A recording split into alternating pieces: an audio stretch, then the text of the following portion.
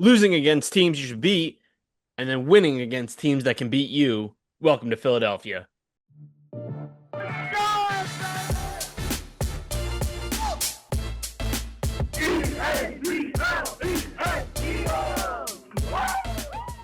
Hello, everyone. Welcome to Philly Sports Now, a Philly fan podcast. My name is Zach. With me is Andrew, and we're here to talk all things Philly sports now that we are back from two different series. We saw the Phillies go into Pittsburgh and get swept by the absolute dog shit Pittsburgh Pirates, which we will be discussing today. And then we saw the Phillies come home with their tail between their legs, and somehow they pull out a two-game winning series against the Chicago Cubs, top of the NLC.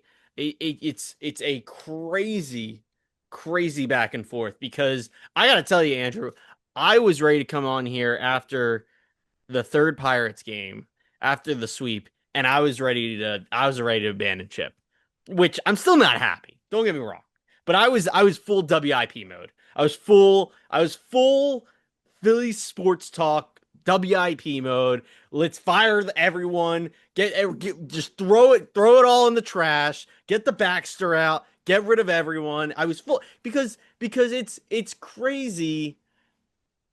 It's crazy they got swept by the Pirates, and I want to talk about it, and I'm gonna go right into that first. And I think that's it makes sense. The Pirates are the first series since our last podcast. We ex- I'll be honest. I'll be honest. I said to you, I expected the Phillies to do poorly. And so much so, I don't know if I said it on here specifically. I don't think I did. I did expect them to lose the series. And here's why. In the past 5 years, I don't know if you don't know this, Andrew, but in the past 5 years, the Phillies are 7-9 in the city of Pittsburgh. They have only won one of those series, and you can probably guess it was in the 2022 season, the glorious World Series season of 2022. And other than that, the Phillies have not won a series in Pittsburgh in the last 5 years. And I didn't go past that just because I didn't feel like looking past that. It wasn't I stopped it so the stats were padded. It was laziness, to be quite frank with you. Hold on, most five is the most relevant because that's who's here. Like, Right, go beyond exactly. five, it's a whole different team. Like, I thought I did a good job. But yeah, I very much I saw that. And again, I didn't expect the Phillies to win this series. But to get swept by the Pirates was tough. I mean, Skeens had a lights out level of a game on Sunday, gets pulled for no reason by the Pirates. I think doesn't even get the win, if I understand that nope. correctly. And they still beat the Phillies. Like it was so bad. It was such a bad weekend for the Phillies in the city of Pittsburgh. And I mean, I'm curious, of course, to hear what your thoughts. I guess more importantly, what are your takeaways from that series? Because the spoiler being that we already beat Chicago, so we are a little bit of a high right now. We have some good takeaways to come off of the Chicago series, but I do think it's important to address the takeaways of Pittsburgh. That series is a bad series, and we do need to take away something. And I think the most blatantly obvious takeaway is Harper not being here, being on the IL, and it's this weird case of is no one stepping up? Does the team not care? But also, again, I bring up that historical Pittsburgh record because I very much think that the Phillies just don't care in Pittsburgh or something. And like, I'm not sitting here trying to say the Phillies don't care. Like, again, just going straight WIP mode. They're checked out. They don't give a shit about this town, blah, blah, blah. But no, something about coming to Pittsburgh, the Phillies just do not play well. I don't know if they check out. I don't know if it's like, I don't know. I don't know what it is, but they just do not do well here. And again, it's more how they played that is what bothers me. Each game being a one-run loss, for instance, like I mean that shows you how close they were, which is kind of okay, but also at the same time, why was it that close? So why couldn't you steal at least one of those games? And that's kind of where my frustration is at. Is it without Harper, the clubhouse is a mess? Is it when we're on the road, we don't care as much? Like, what kind of thing is going through the Phillies right now? It almost feels like a virus. It is a virus in a sense. I think you touched on a lot of good things that contributed to that series. First being, yeah, the lack of Harper. Obviously, you miss one of your best players.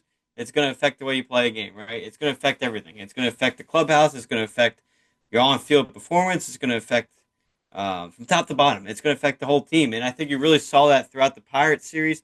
You saw it in the opening game against the Cubs, which obviously we'll dive into that series here in a second. But just to stay on the Pirates, you get guys that they start trying to do too much. They start pressing, right? Everybody, instead of just going out there, doing your thing, sticking to the game of baseball that you're used to playing, you're trying to do too much. You're trying to elevate your game. And it becomes such a mind game that, it affects the way you play baseball. And I think you got a little bit of that treatment here. Um, being without Harper, it took this team. I don't say it took yet. Obviously, just one series. It's taken this team a little bit to adjust with the life without Harper, right? Because you're still trying to find your groove. Baseball is so weird, and you see it when guys switch around in the batting order. You see guys, when you get removed from the closer role and you become the setup man, vice versa. It affects with these guys, and just you're seeing that with this club. Without Harper, everybody had to move up in the order. You see guys shift around. I mean, there's first just take Bryson Stott. I mean, right, that guy's hitting 297 at the end of April. You make him more of a leadoff hitter mixed with Turner, and now he's in this ginormous slump he can't find himself out of. Right, so it was. I'm not saying that's the only reason, but it affects their mindset. It affects your approach to the game, and I think you're going to get that a little bit. I mean, another one. I mean, his has been more of a success story, but you look at Alec Bohm, right? He was struggling in the 4 spot all year. You move him down to 7 and 8. He turned his season around. Now he's back up at the 3 or 4 spot. He had a great game today, which we'll get into, but it took him a little bit to adjust back to that 3-4 range in the order. So I like the progression you saw this series against the Cubs, and I think you're going to continue to see that trend. But you saw Harper go down game one against Atlanta, right? You split the next two in that Brave series without Harper. Then he misses the whole Milwaukee series. You get swept. Then it was like, oh, Harper's back in the lineup. What happens? You score 6 runs in the first inning and get an 8-3 win over the Blue Jays. But then that's when he goes down. He misses the next 2 games because now he's dealing with the wrist injury. And then they finally place him on the IL Friday. And then you get swept against the Pirates, and then you come back. So I think it just took this team a little bit to adjust without Harper. And again, I'm not trying to make excuses, but I think that does go a long way. And then the Pirates series, the good thing was right, the pitching. The pitching was fantastic in that series. Obviously, Friday you end up giving up 5 runs, but Well, starting pitching was fantastic. yeah, but even the bullpen, you lost 2-1 games. I mean, that's not too crazy.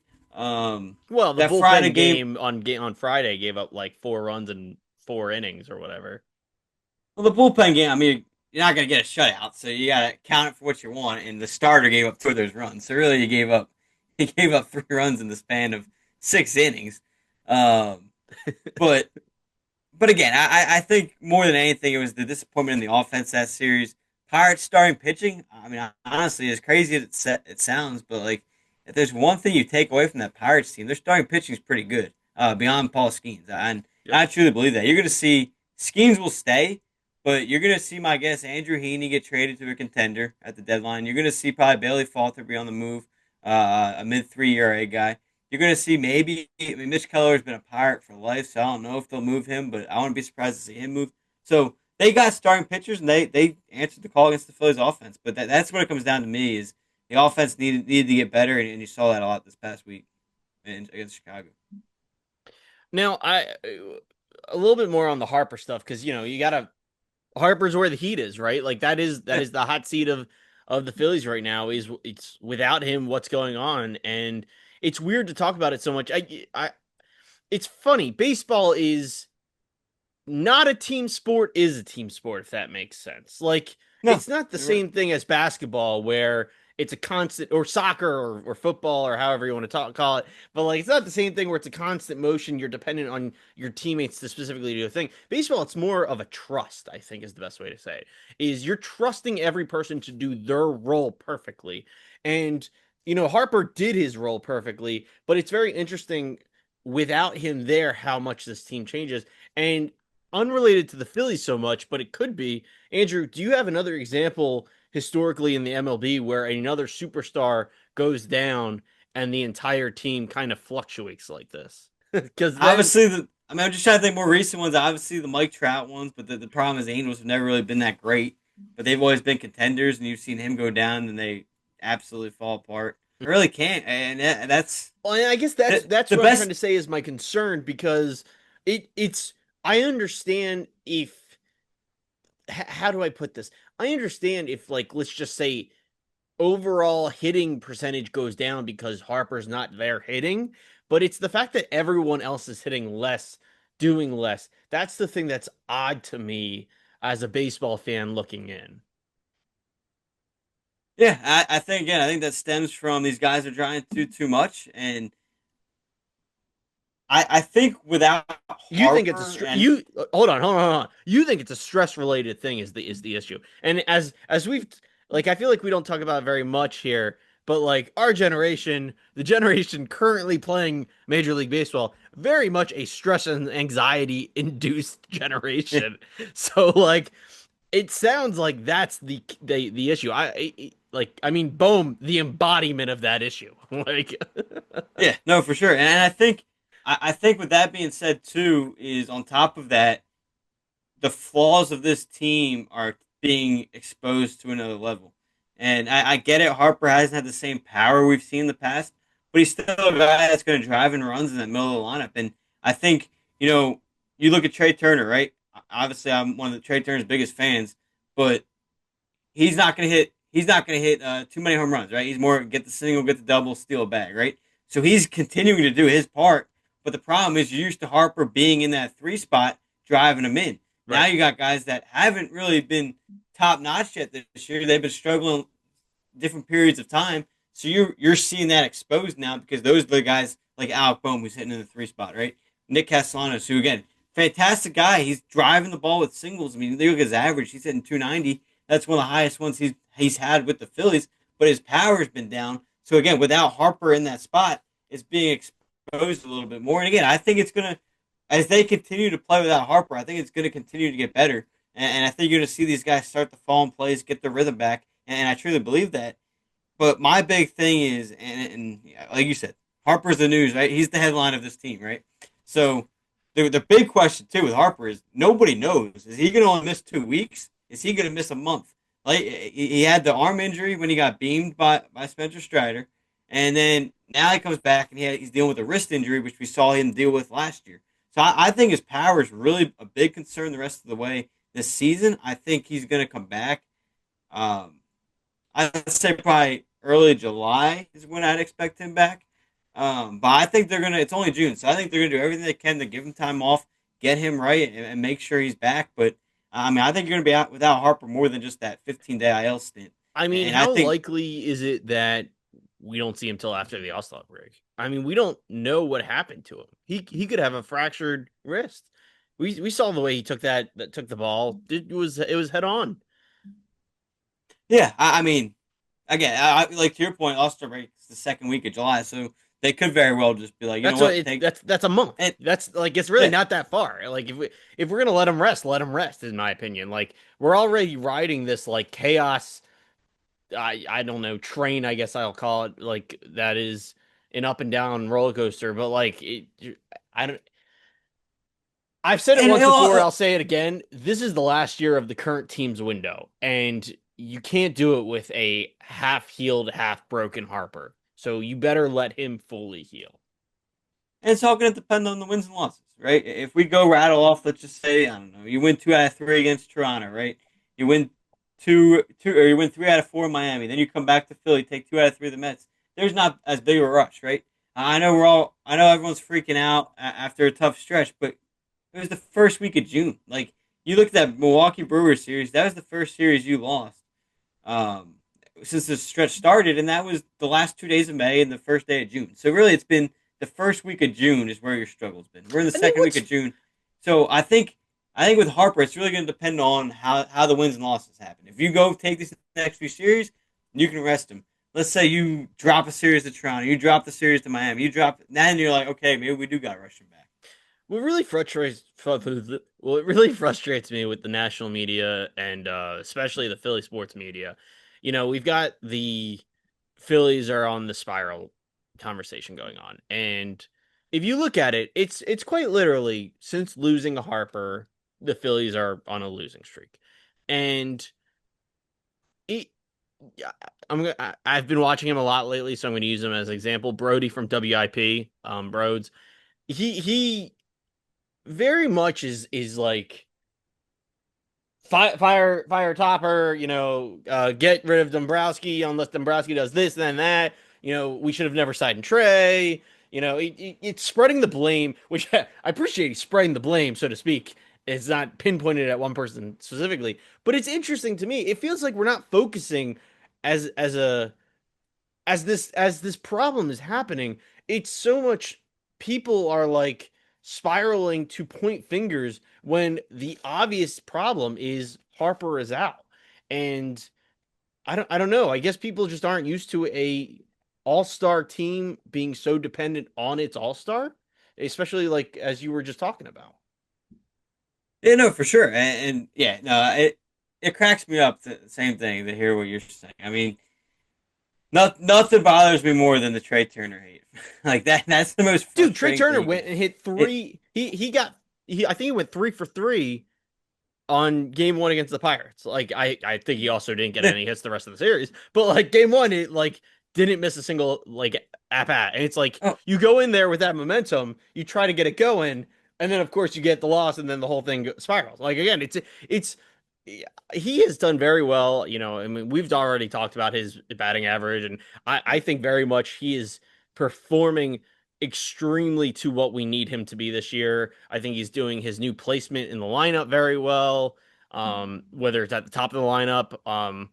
And I mean, I'm very much happy with how Turner's been performing this year, especially lately. yeah, I mean he's third in all of baseball and first in the National League in total hits, and he's got 19 stolen bases, which is seventh in Major League Baseball. So if you want to blame Dave Dombrowski for signing a guy like that, I mean, if you don't want the league, if you don't want the National League leader in hits, I mean, I don't know what else to tell you. but but no, my only issue with Rob Thompson, because there's not much he can do, right? You want to talk about the Yeah, bullpen I problems? agree. You Like, I'm couldn't not predict happy with him, Jose, but I agree. I think there's not much he can do. But yeah, I you go couldn't on. predict Jose Alvarado getting suspended, right? So I mean, Unless he had a heart it. Who so gave him the needle? Just let's just saying. take. I'll just take Tuesday night's game against the Cubs real quick. And you look at that in a one-run game, the guys he had to bring in because that's the guys that are out there in the bullpen. I mean, he can't do anything. There's nothing else he can do. Mhm. Like so, I mean, you can want a new manager all you want, but I mean, for those who want Rob Thompson fired, I'll throw another stat at you. You're going to fire the guy with the best winning percentage in franchise history, a guy that's more a better winning percentage than Charlie Manuel. So That's crazy. if you want That's to absolutely fire that crazy. guy, go for it. I mean, that's not my opinion, but the guy took your team to the World Series in 2022. He won your first division title last year for the first time since 2011, and he's your highest winning percentage manager in the history of the team.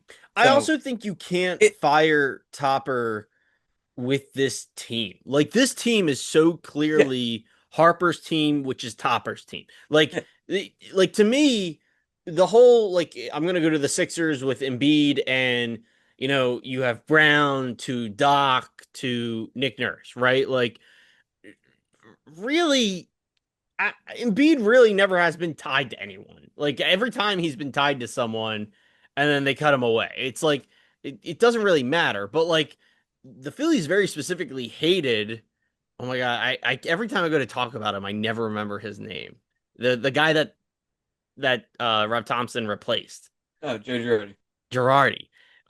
The Phillies very clearly did not get along. Like the team did not get along with Girardi, and then Topper comes in and they absolutely back him. Like firing him is not going to light a fire under the team. If anything, I think that sparks like people just being like, all right, I'm out. Like I think that goes to I think Schwarber's like, all right, I'll sign somewhere else. We're this is a mess. I'm done here. You know what I mean? Like I think that's Yeah. if you start going down that rabbit hole of firing squad right now, I think you are essentially quitting on this team that we don't need to quit on just yet. Like it's No.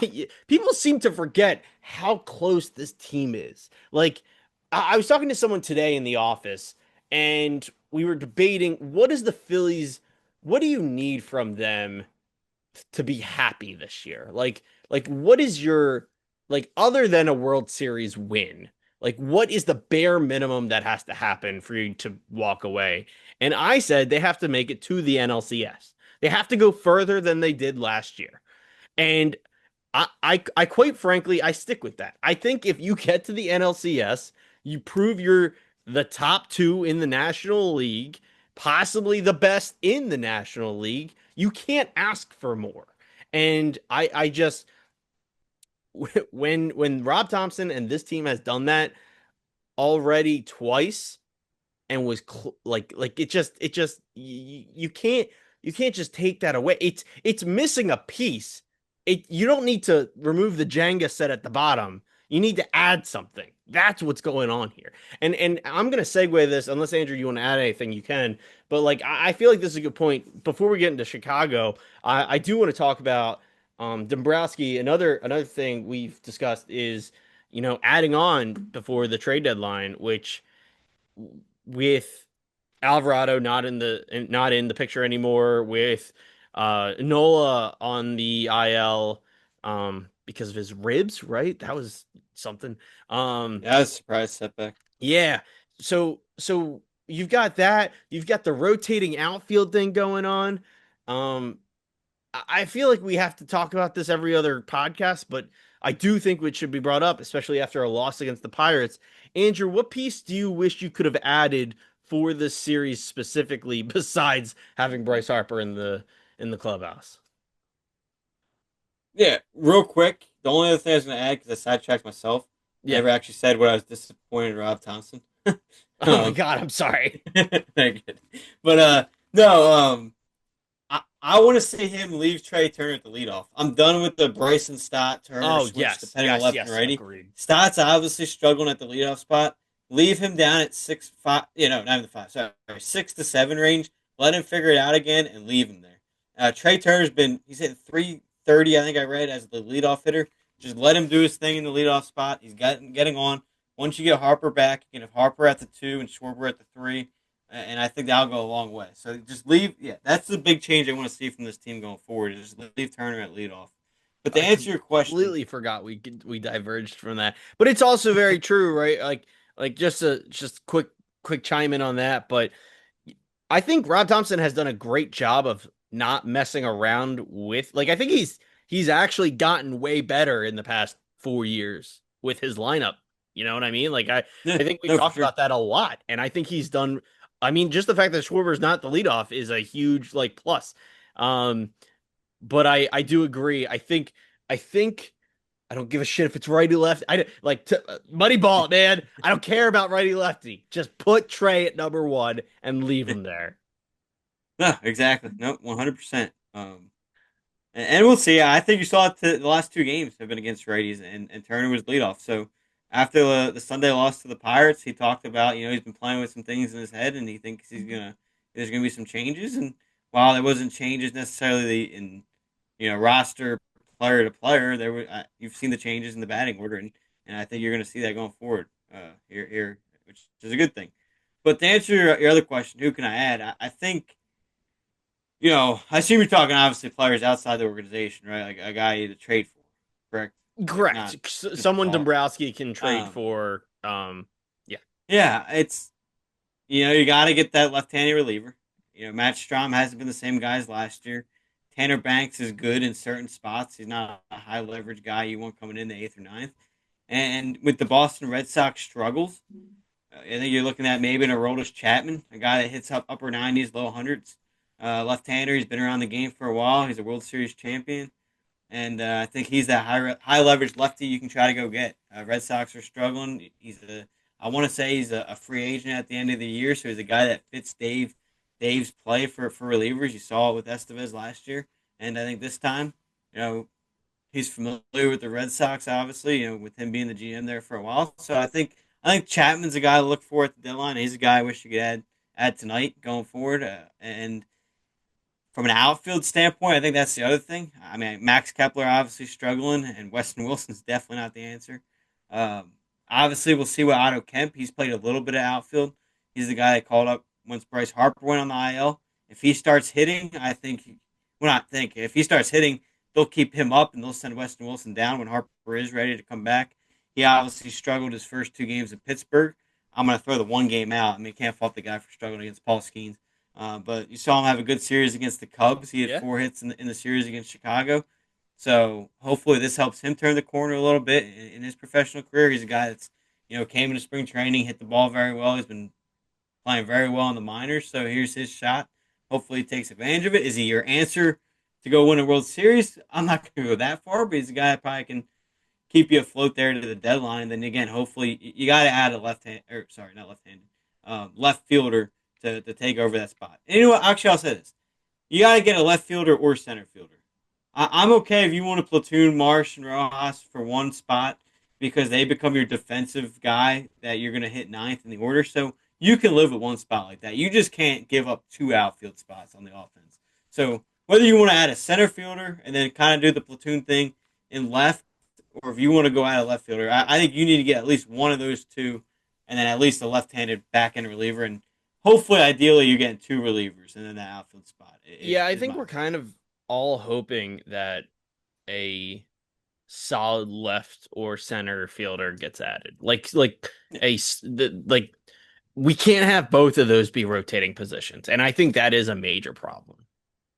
No, and it for sure is. And it's a shame. I'm not saying he was about to be a top tier player, but Brandon Marsh finally started to seem like he was starting to figure things out, and he gets the elbow score and it's He had a great kind of game steer. Yeah, Monday. yeah. Monday got the walk off, then yeah, he gets steal second, gets tagged right in the elbow, bends weird, and hyperextended his elbow there and missed the last 2 games. So yeah, it's tough. It's like and that's what it seems like for Marsh because he had that other IL stint this year. It seems like right when he starts to figure it out, something happens, and hopefully it's just a quick 2 or 3 game absence, and with the off day on Thursday, he's able to get back out there Friday. Because I'm Well, curious, was he turning a corner or not? And what might be actually happening is he might be getting confident in those situations so much so that he gets a little reckless and then makes a mistake. Like it could be tied together that he's finally getting confident in his stride and then it causes an accident to yeah, happen. So we'll yeah, see. The Chicago series, the Phillies did come back for a huge bounce back win against again Chicago. And as I said in our opening, the Phillies go and lose to a team they should have swept, and they go and win against a team that they could have lost to. Chicago leading the NL Central. I believe they are 2 games ahead of the Phillies now, give or take. Um, I know different divisions. I'm just saying that's how close they are. Uh, but it's just more of a matter of they're a good team. Chicago's a very good team. They're going to be in the playoffs. That kind of conversation. And Phillies go and they beat them. I think it's a big statement win series for doing this without Harper. It is a home series. I think that is an important factor, but I think that matters. I think the Phillies team needed that shakeup. You mentioned it earlier, Andrew, with Marsh getting the walk off win, also getting I think he said a stolen base on game one. It's unfortunate he's hurt, but hopefully he comes back fairly fast.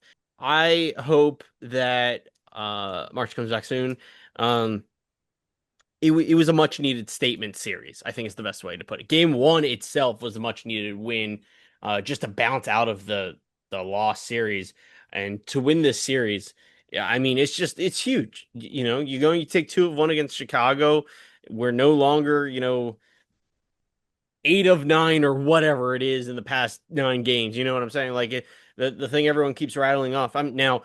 Don't get me wrong. You took 2 of 3, so yes, if you go give me the full count, it is still bad. It is a bad last 10 games or whatever, but we can pick ourselves up. Phillies can pick themselves up, and they are showing that here. Um, and I was going to talk about the help that they added with Kemp. this series. He was technically added in the Pirates series, but that was his first day. It was his debut series. Rough start, but Kemp goes and he's got a average right now of 222, I think. I believe he had two or three hits game one of the Chicago series. Um, I think he's doing pretty well. I don't think he's a superstar by any means right now, but he's a rookie, and I think he's doing a good job stepping up. No, for sure. He's excited. He's exciting. A lot of people wanted this move to happen for a while now. It's a shame that it cost you Bryce Harper for it to finally happen, but it's a move that this team it brings a fresh face into the locker room. Maybe a spark the team can use right now is another face to get things going. And like you said, he had a big series. I mean, you don't win that first game against the Cubs without him. I mean, you go in extra innings to start. But secondly, he has three hits at the plate. He gets on first. He bothers the pitcher, gets a throw over to first. It's a wild throw. He uses his speed to get to third before scoring. So he did everything you could ask for in that game. Makes a couple good plays there at third. Then you see later in the series they move him to first. I think that might be see him going forward. That was kind of a funny interaction I heard them talk about today. They started working him out at first a little bit and giving him extra reps, and he told the team like, "Listen, I'm comfortable playing first, so if that's the way you want me, put me at first. If that's what's best for the team." And sure enough, you see him the final game against the Cubs. He's playing first, and Bohm is back at third. And I think that's where Bohm's more comfortable too. So Yeah. I mean, as long as Kemp's good to go, I think that's what you have to see going forward. But no, yeah, tremendous. Again, like you said, first two games were slow for Kemp, but obviously, you get just got called up and now you start to see him kind of get his groove back. He gets a hit today in the final game against the Cubs. So yeah, I think he's going to start hitting the ball pretty well, and hopefully you can see some power get back to him too, which you saw in the minor leagues. Him one of the more most home runs there in the minors this season too. Before you called him up, so also a good, cool, fun story. A guy that battled injury throughout his lifetime. He was a Division two baseball player, not even Division one. Goes undrafted in the draft, and then the Phillies signed him and give him his chance, and all he's done is continue to work and he finally got that call up. So just a fun story too to keep following as well. Yeah, definitely someone to root for, I definitely see him being a good first baseman right now. That's where we need him. That's the missing piece. That's where Harper was. It's interesting to see. I am curious when Harper comes back, where are all these pieces going to lie? Does Kemp stay up? Does someone else go down? Is Marsh still? I think you mentioned this, but is Marsh still out and they put Kemp in the outfield? Does he test time and last out there? Weston Wilson just not doing the job. Is he gonna? Are we gonna trade him? Is he just gonna get put down? Or are they gonna Oh, put him down? Send him down? Like what? Like, he'll get sent down. He'll get sent down. You're not gonna get anything for him. and I that's mean, I mean, he's a 160 hitter that doesn't really have a true position. So I mean, he can move him all you want, but it's gonna be one of those players to be named later, cash considerations if that's what you get. But I don't even think throwing him into a deal gets you much extra. Like in all honesty, I think he had his chance to prove himself this year, and he's just not doing it so far. In terms of whether he gets sent down or not, I mean that's going to depend on Kemp and how well Kemp plays. I mean, if Kemp in this time with Harper struggles and does the same thing, you might lean still Weston Wilson because he's been in the club last year, he's been with the club this year, so he's got more experience going forward. So you might stay with that. So I mean, his time, it's kind of funny to think about because he's got both of them are going to be in the lineup a lot together, especially against lefties. Wilson's going to be a left fielder. Kemp will be your first or third baseman. So it's kind of funny to think about. It's almost like spring training in a way, right? You're going to be in the lineup with these guys that could steal your position in 2 weeks. right. Like, it's hard. I mean, I can't imagine being in that spot, right? Just think about that. Like, you're fighting for your job against somebody you need to be rooting for, right?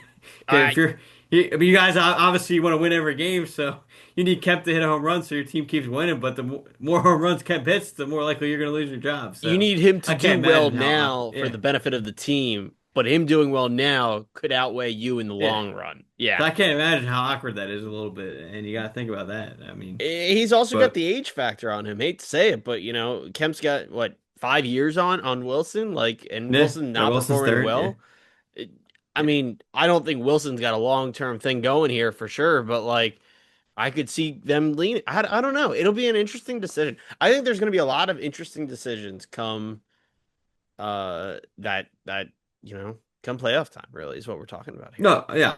August 1st, this team's going to look different. I'll say that. August 1st, I mean, you saw it today. They cut Carlos Hernandez from the bullpen. They called up Michael Mercado for today's game. He threw a scoreless ninth inning. Obviously, you had the Kemp move this past week. You had Seth Johnson sent down. Jose Ruiz designated for assignment. They called up Lazar. He's been pitching the last few games. So, you're already starting to see these moves happen. And these are all internal moves through AAA. I mean, you can only imagine after the trade deadline. I mean, that Phillies, Dave Dombrowski realizes the problems with this team right now, and it's going to continue to see it. And I think that's great because he is, I think, the one in the hot seat. I talked about it earlier. We joked about, Harper and all that. Well, not joke, but we talked about the Harper stuff and all that. But like Dombrowski is the one in the hot seat, not so much Yeah. so that he's doing a bad job. I mean, I think the Weston Wilson and Max Kepler stuff is a bit questionable, but like other than that, it's that he has to work before this deadline. He has work to do. So his job's not done. It is his game time, and he's got to figure it out. And I agree. We more so do I believe it's going to be a different team? It needs to be a different team, Well, yeah, to too. some degree. And really the last thing here I wanted to talk about with the Chicago series, which you kind of alluded to pitching. So I'm just going to use that as my segue here. But we had Luzardo go out and start game three. I was very nervous about this decision. I know you need him right now, so you can't really bench him, but there was a lot to talk, and I forget where I heard this or read this. I forget if it was on a podcast or if it was a news report or whatever. But apparently there was talks that the Phillies did figure out that Luzardo had a tell that batters were picking up on. And so in my head, I'm like, oh my God, that's great. But like maybe he needs more time to figure out. So he's not doing that. Maybe he needs more time to work on that. He's human. He's 24 or whatever. He's working on it. We need him to be his A game. They threw him out. They threw him right back into the Wolves, and kid goes and gets 10 strikeouts, man. 10 strikeouts, and he only lets in one run. I mean, what a great game for him to come back to. It had to feel great at home, of course, again, but like I can't praise enough the absolute improvement he made off of his last two games. No, for sure. It should have been 0 runs if Castellanos didn't lose the ball in the sun. Sorry to call you out there, Nick, but yeah, that ball should have been caught. Um, but no, in all seriousness, I think. Yeah, you hit it right on the spot. They mentioned it that they figured out what he was doing wrong, and it was it's crazy because you're watching the game on TV, you don't pick up these things, but you read into it and then you see him, the side by side comparison on social media, and it's like wow, he really was. And of course, baseball players will pick up on it. It was as simple as he wasn't keeping his glove close enough to his chest when he was making his delivery, and it was tipping his pitch on a fastball or a breaking ball, and if a guy's on base, they're recognizing it and quick, and that's how quick he's already in the middle of his windup, and they're relaying that to the batter, or the batter's able to pick up on it. And I read today after the game, he was actually using a bigger glove. Was the big difference he used in today, or the big difference for him in today's game was he used a bigger glove that was able to trap it against his chest longer. So when he was making his delivery, his fingers weren't being seen as quick. And Wow. it was late, so the tell of the pitch wasn't until later, and obviously it worked for him today. So it's funny because yeah, again, you could watch every single game all year, and you don't pick up on those things until you see them. And it's credit to. I mean, obviously it's their job, but still credit to pitching coach Caleb Yeah. Cotham working with them, recognizing what's going on. Credit to Luzardo going in there, going through his film and recognizing it as well. And you know, again, I know it's simple for us to sit here and say, it's their job, right? They need it, but you know what? You don't always see it, so it's good to see him pick up on it. And obviously, you got to see it go more than one start, right? You want to see it work in his next start as well. So. It's going to be I believe his next start will be down where we got him in a trade from, and I think his next start will be against the Marlins. So a spot he's familiar with. So hopefully you see him go two starts in a row is really, like you said, we as fans need to see this good start from him. And and we touched on it last week, right? It's easy to, to get on him though after two bad starts, but we said it like, if a guy's the other way struggling and he has two good games, we're not like, oh, he's fully back. We need to continue to see it. So we said, third start, then maybe is when you start really, really panicking, and he answered the call today, and I think you saw that big time. And same thing, you know, some people were worried about the rust factor from Zach Wheeler, and he came back and threw really well on Monday after missing a week. For Rust him factor. and He his had wife. dad strength, people. Yeah. He came back with dad So strength. so no, yeah. Credit to the pitching staff, but especially Luzardo for figuring it out. So I'm excited to see him back, and it's really a shame.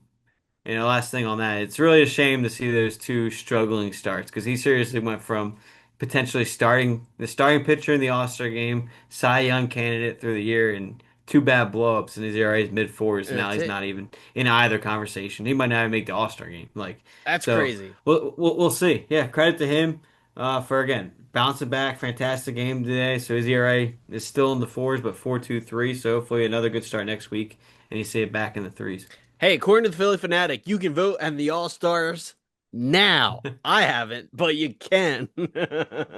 Yeah. um, no, I agree. It's a shame. I'm sure he'll bounce back in another season and get those accolades he deserves. Hopefully, though, he just gets to focus on going and getting a World Series Yeah. trophy this year instead. That's all. That's all. That's all that matters. No, I'm just excited. I feel like this season has been a season of improvements. We keep hearing Marsh and Turner putting in the time at like the batting cage and working on their form and stuff, and they go and get better. And again, we can't give Turner enough credit and enough flowers here.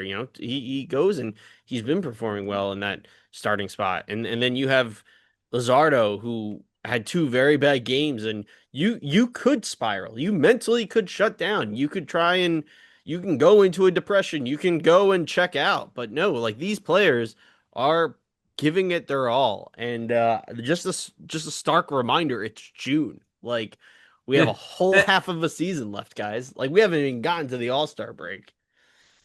And to your point, real quick, I mean, the second inning, the top of the second inning is really where you saw from him and how good of a start he had. Because, like you said, with how mental baseball is and stuff too, like he gave up those base runners in that second inning. He could have sat there and been like, "Oh, here we go again," and made a bad pitch to the next batter, and they could have got some runs in it. But instead, he bowed through it, had back-to-back strikeouts, and found himself out of that inning. So that second inning where it was Dude, like, that was that's when I was scary. like, I was texting yeah. you. I was like, oh my God, like this is scary. Like, oh my God, I couldn't believe he got out of that. That was great. It was Yeah, great. when he Like it got was great. when he got out of it, that's when I was like, okay, he's showing signs of being back. This is about to be a pretty good start. Like that's where it would have spiraled, in my opinion. And I agree. That's the situation where even like a well talented player can underperform in those situations Yeah, because talent doesn't overcome mentality in those situations. That's when a good player has to step up even more so. And he did it, man. He did it. Like it was great. It was awesome. It was great. It was a good game. It was fun to watch. Um but no, I think that's really all I have to say. Andrew, I don't know if is there anything else for the Chicago series you want to add? no, I mean. Again, I think good bounce back win, series wise. Good battle. You not only beat a good team, but you take the season series against them. And I know I always look forward to the future a little bit with those because, as you mentioned earlier, Zach, they're 2 games above the Phillies right now. And I know, like you joked about not being in the same division, but like that's big. I mean, that come down to the final stretch of the season. If we overtake the Mets and you're fighting for the Cubs for the potential 1 to 2 seed. That could be the difference is now you got because you won't be 1, 2 out of 3 in Chicago, and now you won this 2 out of 3, so you win the season series against the team you could be tied with down the stretch, and now you got the tiebreaker. So I know people joke about it's only June, but games in June are bigger than people think. Man, speaking of the Mets, we have two whoo baby. Two baby. So next week we have Toronto Blue Jays and the Miami Marlins, a decent team followed by a not decent team. And we have then the Mets and the Astros back to back. Those are gonna be some tough. Are they both away too? Oh, that's a road trip. That is gonna be. Nah, Mets are home. Oh, sorry, the Braves. Braves following Houston is a road trip. So that's Yep. back-to-back road trip, but I read the wrong team is away. I'm wrong. Andrew's right. Andrew's right. Andrew's right. Was the Mets the one we got swept by the Mets in New York, right? So Yep. that's definitely going to be a big thing. We'll have a podcast coming out before the Mets series. We'll do a little more of an evaluation in that one, maybe. But we definitely want to see a win in that series as a series win, not just a single win. um, Okay. but we'll see. Andrew, what are you most looking forward to next week, though? Well, in the next week, Toronto series or the Miami series? For sure the Toronto series. I want to see us get some revenge from, dropping the series just a week ago. In Toronto. Obviously, when the bats went about cold after that first really good game. So I want to see us, second time around, you reface that Toronto pitching staff. I want to see the bats come alive a little bit more, and I think obviously as the weather gets to the summer and it kind of heats up a little bit, you'll get those bats back, and hopefully, Kyle Schwarber getting the home run today wakes up June Schwarber a little bit, I and was waiting to make a Schwarber home run joke. I was like, I'm waiting to make it. somebody had to. Schwarber in June, man. He's got to figure out that it's June 11th. He's got to Yeah, know what's especially going without Harper, on. we need his power. I I mean, it's. Yeah. So hopefully, yeah. I mean, hopefully you get that going and you get some good pitching this weekend. And again, I mean, it's nothing against the Marlins, and obviously, the team learned their lesson against the Pirates. But I mean, this is also the more fun series against a solid team that's above 500, and again, a team you just lost to a week ago, and you want that revenge factor. So I'm excited for it. I think the team will be ready for the call, and not only that, you get another series win, you complete a good homestand, you go 4-2 in a quick 6 game homestand, and continue to get some momentum.